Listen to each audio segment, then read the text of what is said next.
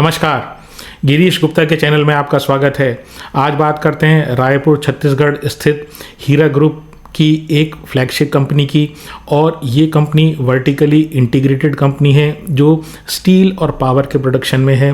तो इस कंपनी का नाम है गोदावरी पावर एंड इस्पात लिमिटेड। और इस कंपनी के बिजनेस मॉडल के अध्ययन करने का अनुरोध हमें इशाक मोहम्मद साहब सेलम तमिलनाडु से प्राप्त हुआ है। पहले जान लेते हैं कंपनी के इतिहास के बारे में।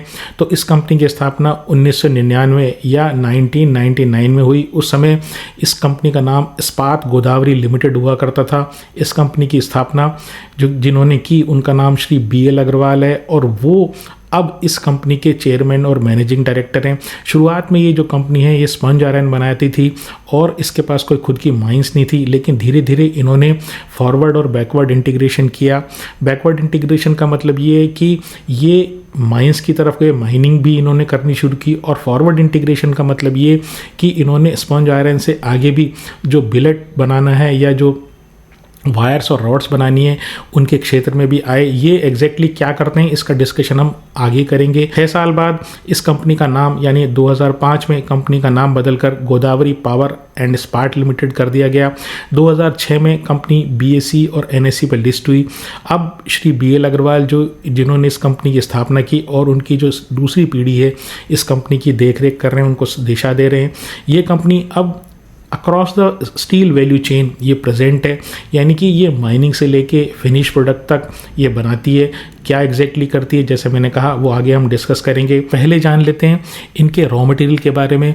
तो जैसा कि आप जानते हैं कि किसी भी जो आयरन एंड स्टील कंपनी कोई भी होती है उसका जो मेन रॉ मटेरियल होता है वो आयरन ओर होता है। तो ये आयरन ओर कहाँ से प्राप्त करते हैं? इनकी 2 खुद की कैप्टिव माइंस है। कैप्टिव माइंस का मतलब इनकी खुद की माइंस है जहाँ से ये आयरन ओर निकाल के अपने प्लांट्स में प्रोसेस करने के लिए काम में लेते हैं।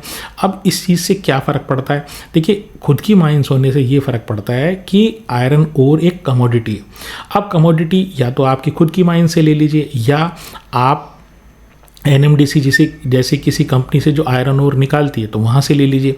अब NMDC जो माल बेचेगा वो प्रिवेलिंग मार्केट प्राइस पे बेचेगा, लेकिन अगर आपकी खुद की माइंस हैं तो वो जो रॉ मटेरियल का जो फ्लक्चुएशन है, जहाँ से आपकी रॉ मटेरियल की कॉस्ट बढ़ रही है, तो आपकी जो फिनिश गुड्स की जो कॉस्ट होती है ना वो भी साथ के साथ बढ़ती है। तो आपको उस रॉ मटेरियल के ज़्यादा दाम नहीं देने पड़ते, लेकिन जो उससे फिनिश गुड्स है ना उसके दाम आपको ज़्यादा मिलते हैं। तो ये एक प्रॉफिटेबल सौदा है। तो अब इसको एक उदाहरण से समझते हैं कि इस साल Q2 FY26 में क्या हुआ, क्या प्राइसेस रही।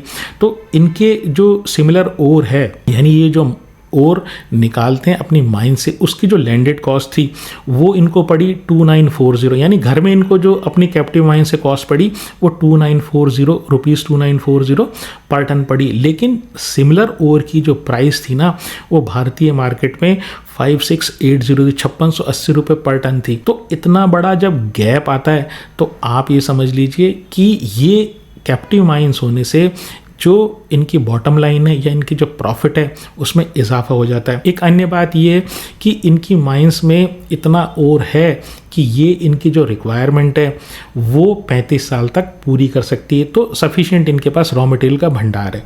आपने एक बार जैसे ही और निकाल लिया, अब उसमें मिट्टी, कंकड़, पत्थर, काफ़ी सारी चीज़ें होती हैं, तो इसको एक बेनिफिशियन प्लांट में ले जाया जाता है। हमने वैसे हिंदुस्तान कॉपर, हिंदुस्तान जिंक, हिंडाल्को इस तरह के जब वीडियो काफ़ी सारे मेटल सेक्टर से रिलेटेड किए थे तब हमने आपको ये बताया था कि मेटल की प्रोसेसिंग किस प्रकार की जाती है। तो उसमें एक जो और निकालने के बाद एक मेजर जो स्टेप होता है बेनिफिशिएशन होता है।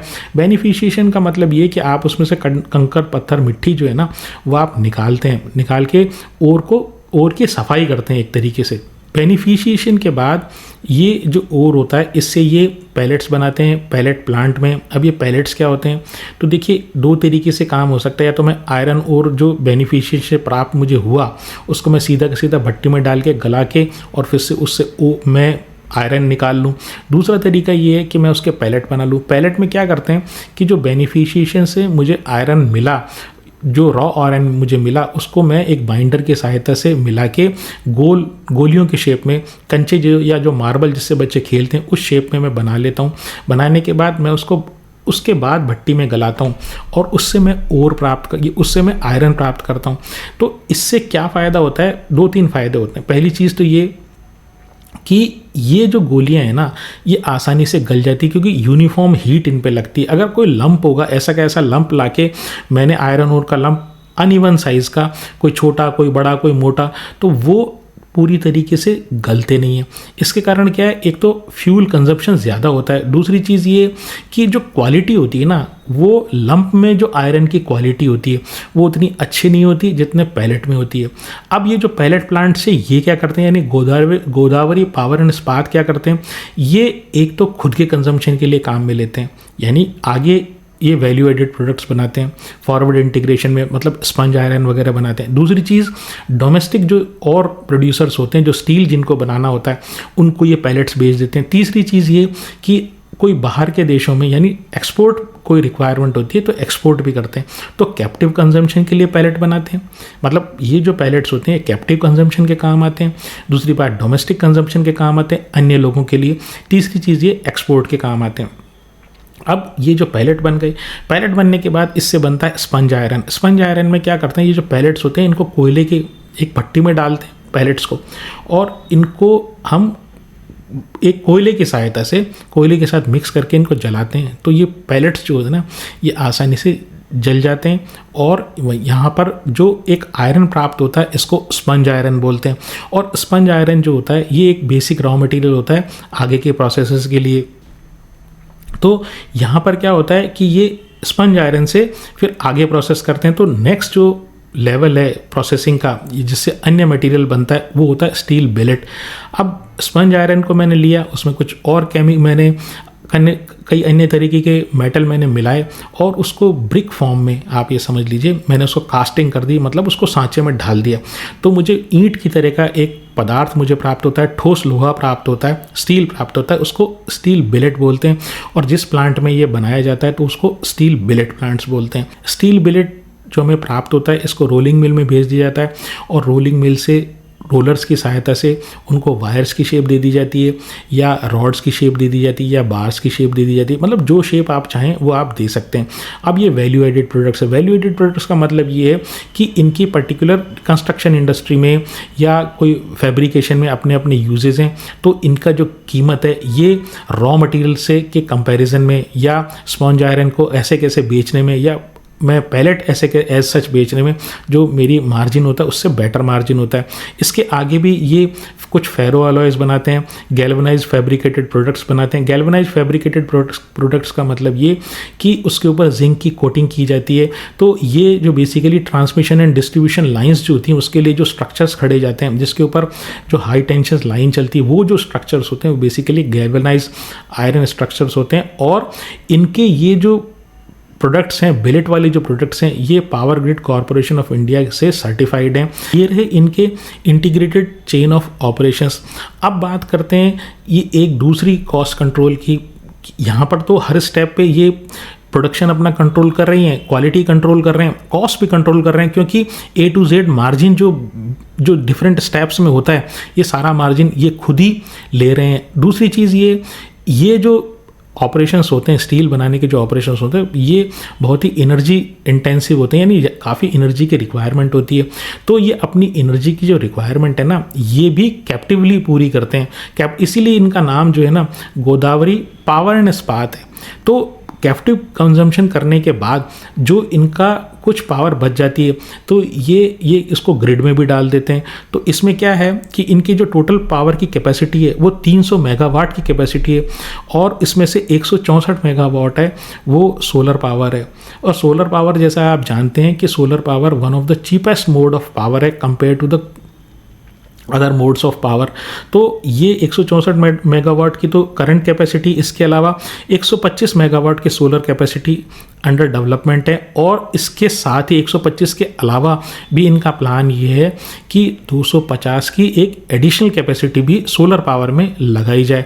तो इस प्रकार से आप ये देखिए कि एनर्जी जो मेजर कॉस्ट है स्टील बनाने में, वो अपनी कॉस्ट ये कंट्रोल कर रहे हैं, और ऑपरेशंस के थ्रू, प्रोडक्ट मिक्स के थ्रू ये अपना रेवेन्यू जो है ना और प्रॉफिट वो ये मैक्सिमाइज करने की कोशिश कर रहे हैं। अब ये रेवेन्यू मिक्स क्या होता है, तो या प्रोडक्ट मिक्स क्या होता है? देखिए, प्रोडक्ट मिक्स में क्या होता है कि जो पूरी की पूरी वैल्यू चेन है ऊपर से लेके नीचे तक, वहाँ पर जिस प्रोडक्ट में सबसे ज़्यादा इनको फ़ायदा हो रहा था उसका प्रोडक्शन ये बढ़ा देते हैं compare to the other products. तो इस तरीके से ये अपनी जो वैल्यू है या अपनी जो प्रॉफिट है ये मैक्सिमाइज करने का प्रयास करते हैं। तो अब इनके ग्रोथ प्लान्स की अगर मैं बात करूं तो जो पहली चीज़ है वो बड़ी इंपॉर्टेंट है, वो ये है कि ये बैटरी एनर्जी स्टोरेज सिस्टम के क्षेत्र में एंटर कर रहे हैं। 10 गीगावाट की बहुत बड़ी कैपेसिटी ये लगाने जा रहे हैं, और इसमें कैपिटल एक्सपेंडिचर होगा 700 करोड़ का। इसके अलावा ये 0.7 मिलियन टन की एक रोलिंग मिल कॉम्प्लेक्स भी बना रहे हैं, उसमें 900 करोड़ का ये कैपिटल एक्सपेंडिचर करेंगे। तीसरा जो है ये एक इंटीग्रेटेड स्टील प्लांट, यानी कि complete A to Z operation करने वाला जो स्टील प्लांट होता है वो बना रहे हैं, 1 मिलियन टन पर एनएम की कैपेसिटी वाला। और जो कोल्ड रोलिंग मिल है और इंटीग्रेटेड स्टील प्लांट है, इसकी जो पावर सप्लाई है ये फुलफिल होगी एक सोलर पावर प्लांट की कैपेसिटी से, जिसका मैंने जिक्र किया 250 मेगावाट सोलर पावर प्लांट से ये एनर्जी की रिक्वायरमेंट फुलफिल होगी। इसके अलावा ये नॉन फेरस मेटल की रिसाइकलिंग में भी आ रहे हैं। नॉन फेरस मेटल की रिसाइकलिंग के लिए इन्होंने एक जम्मू पिगमेंट्स नाम की कंपनी है, उसमें 43.9% स्टेक लिया है। एक अन्य बात ये है कि जो बैटरी एनर्जी स्टोरेज सिस्टम लगा रहे हैं उसके लिए जो केसिंग आएगी, जिस बॉक्स में उस बैटरी को रखा जाएगा, वो भी ये जो अपनी नई कैपेसिटी ये लगा रहे हैं कोल्ड रोलिंग मिल की, वहाँ से आ जाएगी। तो कैप्टिव कंजम्पशन इनके लिए पॉसिबल होगा बैटरी एनर्जी स्टोरेज सिस्टम के प्लांट में। स्ट्रेंथ की बात करूं तो देखिए इंटीग्रेटेड प्लांट है, और हर लेवल पर क्वालिटी और मार्जिन के ऊपर कंट्रोल होता है। कितना प्रोडक्ट कैसे बनाना है, किस क्वांटिटी में बनाना है, आसानी से कंट्रोल किया जा सकता है। फॉरवर्ड इंटीग्रेटेड है, वेल डाइवर्सिफाइड इनके वैल्यू एडेड प्रोडक्ट्स हैं, और इनके पास कंपनी के पास नेग्लिजिबल डेट है। दूसरी बात ये, जो नए नए क्षेत्र हैं रिसाइकलिंग से related, specially non ferrous metal की रिसाइकलिंग से रिलेटेड और बैटरी एनर्जी स्टोरेज सिस्टम से रिलेटेड, वहाँ पे एंटर कर रहे हैं, अपनी कॉस्ट को कंट्रोल करने का प्रयास कर रहे हैं, एनर्जी की कॉस्ट को, क्योंकि वो एक बहुत मेजर कॉस्ट होती है किसी स्टील इंडस्ट्री के लिए। फिर वीकनेस की बात करूँ तो पहली चीज़ ये है कि आयरन और स्टील इंडस्ट्री जो है ना ये प्राइस टेकर है। तो जैसे भी वर्ल्ड में जो भी आयरन की, स्टील की जो प्राइसेस चल रही हैं वो ली जाती है, ये प्राइस टेकर हैं, उसी भाव पे इनको बेचना पड़ेगा। हालांकि जैसे मैंने बताया ये बहुत ज़्यादा अपनी कॉस्ट को कंट्रोल करने में सक्षम है। जैसे उदाहरण के लिए मैं बात करूं तो इनके जो पैलेट्स हैं, तो वो जो पैलेट्स हैं जो प्रीमियम पैलेट्स ये बनाते हैं, और इनके जो नॉर्मल पैलेट्स की बाज़ार में रेट चल रही होती है उससे 1000 से 1500 रुपये पर टन की एक्स्ट्रा प्राइस इनको मिलती है। अब दूसरी चीज़ ये कि डिमांड साइड की मैं बात करूं तो डिमांड साइड डिपेंड करती है इंफ्रास्ट्रक्चर एक्टिविटीज़, कंस्ट्रक्शन एक्टिविटीज़ के ऊपर। तो अगर इंफ्रास्ट्रक्चर और कंस्ट्रक्शन एक्टिविटीज़ जो होती हैं वो अच्छी चलती हैं तो आप ये समझ लीजिए कि स्टील सेक्टर अच्छा चलता है, इनका बिजनेस अच्छा चलेगा। और अगर वो सबड्यूड होती है, इकोनॉमिक एक्टिविटीज़ अगर डाउन टर्न में होती है तो वो बिज़नेस चलता नहीं है। और कंपनीज इस तरह की जो आयरन स्टील बिजनेस में जो कंपनीज होती है वो स्ट्रगल करती हैं। तीसरी चीज़ ये वो गवर्नमेंट पॉलिसी से रिलेटेड है, एक्सपोर्ट से रिलेटेड, इंपोर्ट से रिलेटेड। तो किस तरह की गवर्नमेंट रूल्स एंड रेगुलेशन बनाती है, क्या ये टैरिफ लगाती है, कैसे एंटी जो डंपिंग हो रही है दूसरी कंट्रीज से उसको कैसे इंडिया की सरकार मैनेज करती है, उसके ऊपर इस कंपनी के प्रॉफिटेबिलिटी, इस तरह की कंपनीज की प्रॉफिटेबिलिटी डिपेंड करती है। अभी हो ये रहा है कि यूएस ने जो स्टील इंपोर्ट्स के ऊपर जो टैरिफ लगाया सारी कंट्रीज़ के ऊपर, उससे ये हो रहा है जो एक्सेस कैपेसिटी है वो डाइवर्ट हो गई है भारत और इस तरह के अन्य कंट्रीज़ की तरफ। तो वहाँ से जो इंपोर्ट हो रहा है, भारत में इंपोर्ट हो रहा है, उसके कारण जो आयरन और स्टील की जो प्राइसेस हैं वो एक रेंज में चल रही है। अपवर्ड प्राइसेस ट्रेजेक्टरी नहीं होती और अपवर्ड ट्रेजेक्टरी होती है तो इस तरह की कंपनीज को फ़ायदा होता है। तो ये सारे फैक्टर्स किसी भी आयरन एंड स्टील कंपनी या किसी भी मेटल कंपनी में आपको हमेशा ध्यान रखनी चाहिए। मार्केट कैप की बात करूँ तो 16,200 करोड़ का मार्केट कैप है। Debt to equity almost negligible है, जो बहुत ही अच्छी बात है। इस तरह की कंपनीज में जनरली जो आयरन स्टील कंपनीज होती हैं वो डेट रिडन होती हैं, अपनी कैपेसिटी को जो एक्सपेंड करती हैं वो एक्सपेंड करती है डेट के थ्रू। तो इस कंपनी के ऊपर डेट नहीं है। आरओई बहुत ही अच्छा है 17%, अपर मिडल रेंज में। पी भी रीजनेबल है 22 का।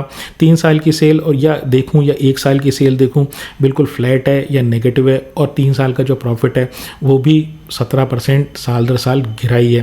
प्रमोटर के पास 64% है, एफआईआई के पास 7% है, डीआईआई के पास 2% है, 2% और पब्लिक के पास 27% है। ओवरऑल मैं बात करूं तो आयरन स्टील सेक्टर की जो एंटायर वैल्यू चेन में जो कंपनीज हैं उसमें से one of the better companies ये है। डेट इस कंपनी के ऊपर है नहीं, हर लेवल पे अपना cost control, margin control, quality control करने में सक्षम है। तो अच्छी कंपनी एक है, लेकिन भाग्य इस कंपनी का तभी बदलेगा या इसमें इसके प्राइस में मूवमेंट तभी आएगा जब स्टील का जो साइकिल जो है ना वो सब चेंज होगा। साइक्लिक कंपनीज है सारी की सारी ये सब। तो हमेशा की तरह आप इस तरह का खरीदने या बेचने का कोई निर्णय है ये अपने फाइनेंशियल एडवाइज़र से पूछ के ही करें। मेरी इस शेयर में या किसी अन्य शेयर में खरीदने या बेचने की कोई राय नहीं है। अगर आपको मेरा प्रयास पसंद आया हो तो चैनल को सब्सक्राइब करें, वीडियो को लाइक करें और शेयर करें। आज के लिए इतना ही। नमस्कार, धन्यवाद, जय हिंद।